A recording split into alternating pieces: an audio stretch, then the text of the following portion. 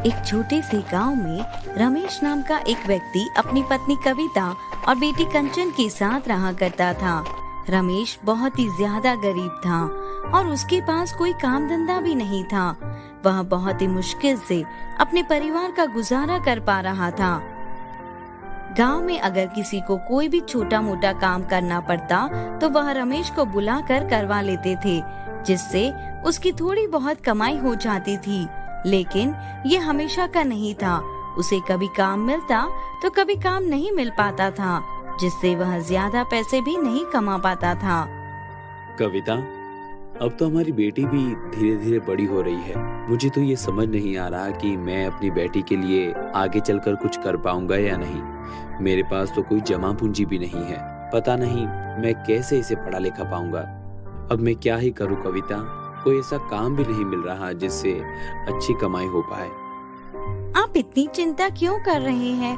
अगर ऐसे ही टेंशन लेते रहेंगे तो बीमार पड़ जाओगे। धैर्य से काम लो। और रही काम की बात, काम भी मिल जाएगा।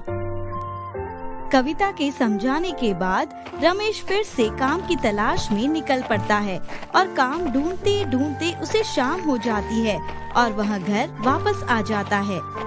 कविता, बहुत जोर से भूख लगी है। अगर कुछ खाने के लिए है तो दे दो। जी जरूर। आज के लिए थोड़ा सा अनाज और सब्जी बची थी तो मैंने वो बना ली है, लेकिन अब कल कैसे गुजारा होगा मुझे ये समझ ही नहीं आ रहा। अब क्या कर सकते हैं, जो रुखी सूखी बनाई है वो ही खिला दे। मैं तो खुद काम की तलाश में सुबह से भटक रहा हूँ, लेकिन अभी भी काम नहीं मिला। मैं तो परेशान हो गया हूँ। आप बिल्कुल भी चिंता मत कीजिए। अगर भगवान ने चाहा तो जल्दी हमारे भी अच्छे दिन आएंगे। आज तो रोटी सब्जी नसीब हो गई, लेकिन पता नहीं कल भी खाना मिल पाएगा या नहीं। ऐसे ही अगली सुबह फिर से रमेश काम की तलाश में भटक रहा होता है और भटकते भटकते उसे एक भिखारी मिलता है जो उससे कहता है, बेटा, अगर तुम्हारे पास कुछ है तो क्या तुम मुझे खाने के लिए दे सकते हो? बाबा, मेरे पास तो कुछ भी नहीं है। मैं तो खुद काम की तलाश में यहाँ वहाँ भटक रहा हूँ। कोई नहीं बेटा, चिंता मत करो, भगवान तुम्हारी जल्द ही सुनेगा। इतना कहकर वह भिखारी भी वहाँ से चले जाता है और रमेश भी भटकते भटकते काम की तलाश में बहुत ही ज्यादा थक जाता है और एक नदी के पास जाकर बैठ जाता है, जहाँ वो खुद से कहता है, काश मैं उस बूढ़े बाबा की कुछ मदद कर पाता। गरीब लोगों को इस तरह भूख से तड़पता देख मुझे बहुत ही ज्यादा दुख होता है। काश मैं उन सब लोगों की मदद कर पाता, और अगर मेरे पास पैसे होते तो मैं एक छोटा सा ढाबा जरूर खोलता, जिसमें मैं बहुत ही कम दामों में गरीब लोगों को खाना खाने के लिए देता। लेकिन मैं ये भी कहाँ से ही कर पाऊंगा? ना तो मेरे पास पैसे हैं और ना ही कामकाज है। हे ऊपर वाले, मेरी मदद कर, मुझे कुछ काम तो दिला। घर पर मेरे बीवी बच्चे भी भूख से तड़प रहे हैं। रमेश की सारी बातें नदी किनारे बैठी एक जलपरी सुन लेती है और तभी वो नदी के बाहर निकलकर रमेश से कहती है, रमेश बाबू, तुम्हें चिंता करने की कोई भी जरूरत नहीं है। मैं जानती हूँ तुम बहुत ही ज्यादा परेशान और दुखी हो। तुम लोगों को खाना खिलाकर उनकी मदद करना चाहते हो ना, लेकिन तुम आर्थिक रूप से इतने सक्षम नहीं हो कि उन लोगों को खाना खिला सको। मुझे पता है तुम एक नेक दिल इंसान हो जो हमेशा दूसरों की मदद करना चाहता है, इसलिए मैं तुम्हारी मदद करना चाहती हूँ। मदद पर मेरी मदद? आप कैसे कर पाओगी जलपरी? रमेश, तुम्हें जिन जिन सामानों की जरूरत पड़ेगी, इस नदी के अंदर तुम्हें हर वह सामान मिलेगा, लेकिन उसके लिए तुम्हें नदी के अंदर जाकर सामान लेने के लिए जाना होगा। आप क्या कह रही हैं जलपरी? नदी के अंदर? रमेश, घबराओ मत, तुम्हें कुछ नहीं होगा। जितनी बार तुम चाहो इस नदी के अंदर अपने जरूरत का सामान ले जा सकते हो और ढाबे पर ले जाकर बेच सकते हो, जिससे तुम और तुम्हारे बच्चे भी पेट भरकर खाना खा पाएंगे। लेकिन जलपरी, आप मुझ पर इतनी मेहरबान क्यों हो रही हैं? देखो रमेश, मैं अच्छे से जानती हूँ तुम बहुत ही ज्यादा दयालु और अच्छे व्यक्ति हो और तुम गरीबों की मदद भी करते हो, लेकिन तुम आर्थिक रूप से बहुत ही ज्यादा गरीब और परेशान हो। मुझे पता है अगर मैं तुम्हारी मदद करूँगी तो तुम गरीबों की मदद जरूर करोगे। मैं बस इसलिए तुम्हारी मदद करना चाहती हूँ। जलपरी, तुम्हारा बहुत बहुत शुक्रिया। तुमने तो मेरी सारी परेशानी ही खत्म कर दी। अब मैं गरीब लोगों को भोजन करवा पाऊंगा। इतना कहकर जलपरी वहाँ से गायब हो जाती है और रमेश नदी के अंदर अपनी जरूरत का सामान लेने के लिए चला जाता है, जिसमें अनाज, मसाले और बहुत सी चीजें होती हैं। अपनी जरूरत का सामान लेकर रमेश अपने घर आता है और यह सामान देखकर कविता रमेश से पूछती है, हे भगवान, आप इतना सारा सामान कहाँ से लेकर आए जी? कविता की ये बात सुनकर रमेश उसे सारी बात बताता है कि कैसे जलपरी ने रमेश की मदद की, जिसके बाद कविता रमेश की बात सुनकर हैरान हो जाती है और वह भी रमेश का ढाबा लगाने में मदद करती है। रमेश और कविता हंसी खुशी अपने घर के आगे एक ढाबा लगाते हैं, जिसका नाम वह जादुई ढाबा रखते हैं। रमेश भैया, खाने की थाली कितने की है? सिर्फ और सिर्फ 30 रुपए की। आप बैठिए, आपके लिए खाना अभी लग जाएगा। रमेश और कविता के व्यवहार और खाने के स्वाद की वजह से ढाबे पर धीरे धीरे बहुत ही ज्यादा लोगों की संख्या बढ़ने लगती है और जादुई ढाबे का नाम सुनकर शहर से भी लोग रमेश के ढाबे का खाना खाने के लिए आया करते थे। ऐसे ही एक दिन गांव में एक फॉरेनर आता है जिसका नाम हैरी होता है। वो जादुई ढाबे का खाना खाने के लिए शहर से गांव आता है। लगता है यही जादुई ढाबा है। जाकर देखता हूँ कि आखिर इस जादुई ढाबे का खाना कैसा है।